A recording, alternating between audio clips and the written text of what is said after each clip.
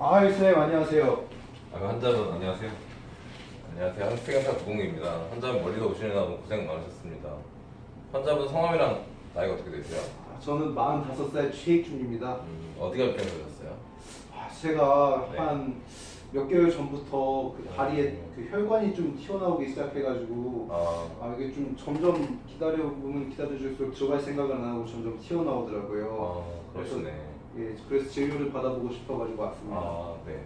혹시 환자분 평소에 고혈압이나 당뇨 같은 거 있으신가요? 고혈압은 없었는데 제가 한 5년 전부터 당뇨로 좀 네. 병원에 다니고 있어요. 환자분 평소에 좀 직업이 많이 서 있으신가요? 제가 그 서비스직을 하는데요. 네. 그러다 보니까 하루에 6시간에서 7시간씩 서 있는 것 같아요. 혹시 증상이 나타나는 게 언제부터인가요? 한 6개월 정도부터 됐는데 네. 이게 점점 심해지기도 하고 좀 다리도 무거운 것 같고 그런 것 같아요. 통증은 뭐 아침에 일어났을 때 심하세요? 아니면은 활동하고 나면 더 심해지세요? 아침에는 좀 그래도 좀 개운한데 네. 이게 하루를 계속 서서 지내다 보니까 점점 지내면 지날수록 이제 조금씩 통증도 있고 그래요. 통증은 얼마나 심하세요? 통증은 조금 있는 것 같아요. 그러니까 맨 처음에는 그렇게 아프지 않았는데 네. 요즘엔 좀 더 신경이 쓰일 정도? 딱 그 정도인 것 같아요. 쥐도 좀 나시나요? 그 얼마 전부터는 네. 이게 자다가 쥐가 네. 나가지고 깨기도 하고 그런 것 같아요. 잠깐 알겠습니다. 그럼 일단 환자분 병변 부위 신체 검진을 해보겠습니다.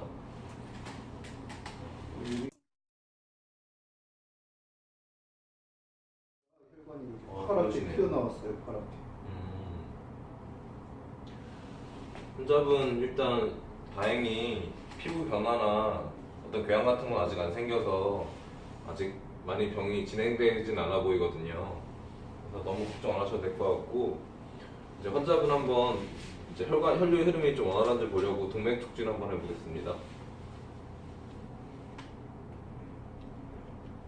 괜찮으시고,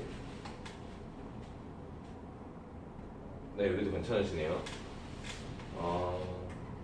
지금 아마 환자분 아마 증상이 그래도 이 혈관 튀어나온 게 위에는 괜찮으시고 밑에 쪽만 나오셔서 너무 큰 걱정 안 해도 될 것 같습니다.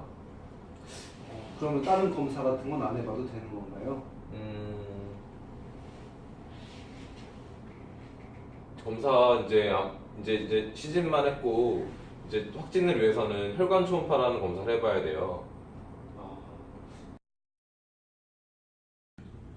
환자분 이제까지 해본 검사 결과 다리가 무겁고 불편한 느낌이 들고 이제 쥐도 나고 혈관도 튀어나온 거 봤을 때 아무래도 하지정맥류가 가장 강력하게 의심이 되는데, 하지정맥류는 보통 이 하지정맥 쪽에 판막이라는 게 있는데 그 판막이 제대로 기능을 하지 못해서 심장 쪽으로 혈류가 가지 못하고 하지 쪽에 혈류가 고여서 생기는 질환입니다.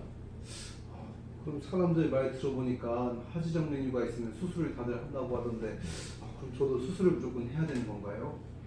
근데 이렇게 혈관이 튀어나왔다고 무조건 수술하는 건 아니고, 이제 보통 혈관 초음파라는 게 있는데 그것을 대봐서 이 병변들의 역류의 유무나 정도나 위치나 관통정맥의 역류 유무를 보고 그 다음에 이제 수술을 결정하게 될 것 같습니다. 그럼 어떻게 검사하게 되는 거죠? 검사는 비교적 간단한데, 이게 저희가 이제 하지정맥류가 있는 부위에 혈관 초음파를 대서 실시간으로 혈관을 관찰할 거예요. 환자는 서 있으신 상태에서 배에 힘을 주셔서 복압을 높이면 그때 하지정맥이 튀어나온 거를 봐서 역류 유무를 판단하면 될 것 같습니다. 알겠습니다. 선생님 그럼 언제쯤 날짜를 잡으면 될까요? 오늘 당장 하시죠. 감사합니다. 네. 안녕하세요 선생님, 혹시 오늘 검사 결과 나왔나요? 네, 안녕하세요. 검사 받느라 또 여기 멀리까지 오시면 고생 많으셨습니다. 검사 결과 나왔는데 환자분은 아무래도 하지정맥류입니다. 왜 그런 검사 결과가 나왔는지 알 수 있을까요? 여기 모니터 보시면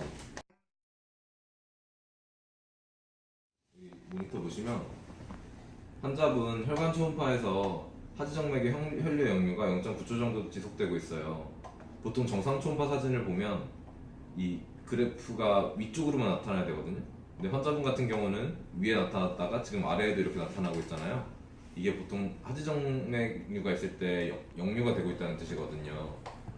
그래서 근데 이 역류 시간이 보통 0.5초보다 길면 임상적으로 문제가 있는데 환자분은 지금 0.9초 정도 지속되고 있기 때문에 하지정맥류의 진단 기준에 들어가게 됩니다. 그럼 왜 이런 병이 저한테 생긴 거죠? 제가 간단히 우리 정맥에 대해서 설명을 드릴게요. 여기 PPT 보시면 이 정맥을 통해 심장에 우리 몸 곳곳으로 공급되어 있던 혈액이 다시 심장으로 돌아오는 통로인데 팔다리에 있는 정맥은 세 개의 정맥으로 크게 구성이 돼요. 가장 바깥에 있는 표제정맥, 그 다음에 안쪽에 있는 심부정맥, 그 다음에 그걸 이어주는 관통정맥이 있어요. 근데 하지정맥류는 그 중에서 가장 바깥에 보이는 표제정맥이 들어가서 피부 밖으로 이렇게 돌출돼 보이는 걸 말하거든요. 그리고 제가 저번에도 말씀드렸는데 정맥 내에는 판막이라는 게 있어서 그 판막이 혈류를 심장 쪽으로 계속 보내줘야 되는데 지금 환자분 같은 경우에는 판막의 약간 기능 부전으로 혈류를 위로 보내주지 못하고 하지 쪽에 정체되었기 때문에 이런 증상이 나타나는 것입니다. 그런가요? 네. 그리고 이제 중요한 게 그 사람의 하지에는 한쪽 하지에는 큰 두 개의 중요한 정맥이 있어요. 하나는 이제 다리 앞쪽에서 이렇게 사타구니 쪽으로 가는 대복정맥이라는 GSV라는 대복정맥이라는 게 있고 하나는 뒤쪽에서 이렇게 이제 우금을 거쳐서 사타구니에 들어가는 그 SSV라는 소복정맥이라는 게 있어요. 근데 이제 보통 그 두 개의 문제가 생기면 이런 하지정맥류가 잘 나타나거든요. 근데 환자분 같은 경우에는 지금 여기 사진에서 보듯이 그 GSV라는 대복정맥에 문제가 생겨서 이런 결과들이 나타나는 것으로 보입니다. 그럼 저는 수술을 해야 되는 걸까요? 하지정맥류 수술에는 어떤 이렇게 증상의 유무나 환자분의 의사가 중요해요. 뭐 운동이나 주사요법을 해도 자주 재발할 수도 있고. 나 여기 잘라줬어. 나 이거 여기가 왜 안 보이네. 일시정지? 일시정지. 그렇군요. 그러면 저 같은 경우는 수술을 하는 게 맞을까요? 사실 하지정맥류 수술에 있어서는 환자분 의사나 증상이 중요해요. 보통 이렇게 운동이나 압박 스타킹을 하거나 아니면 자꾸 주사요법을 해도 재발할 때 또는 정맥류에서 피가 나거나 표면에 궤양이 있을 때 이런 경우는 보통 수술을 하는 게 맞는데 지금 환자분 같은 경우는 증상이 엄청 심하지는 않고 미용상 좀 두드러 보이긴 하기 때문에 환자분 의사가 중요할 것 같습니다. 그러면은 저는 수술을 해보고 싶습니다. 네. 그럼 선생님 제가 수술을 하고 싶은데 네. 혹시 수술을 하면 어떻게 진행이 되는 건지 제가 알 수 있을까요? 치료 방법엔 여러 가지가 있는데 보통은 이제 고주파랑 레이저를 이용해서 혈관을 좁혀주는 시술을 하게 됩니다. 여기 그림 보시면 혈관에 카테터를 넣은 다음에 이제 이게 열을 가하는 사진이거든요. 보통 이렇게 큰 혈관의 경우에는 이렇게 열을 가해서 이렇게 늘어난 혈관을 좁혀주게 됩니다. 그럼 제가 사실 밑에 쪽에도 뜨문뜨문 이렇게 혈관이 튀어나와 있는 부분들이 있는데 네. 그런 부분도 이걸 하면 다 없어지게 되는 건가요? 이제 보통 이렇게 큰 혈관의 경우에만 이런 시술을 하게 되고 작은 혈관의 경우에는 그냥 수술하는 과정에서 이렇게 기계적으로 뽑아주게 됩니다. 그럼 다 없어지게 되는 걸까요? 네, 아마 깔끔하게 없어질 것입니다. 그러면 혹시 막 열을 가하고 이러는데 뭐 부작용 같은 건 없을까요?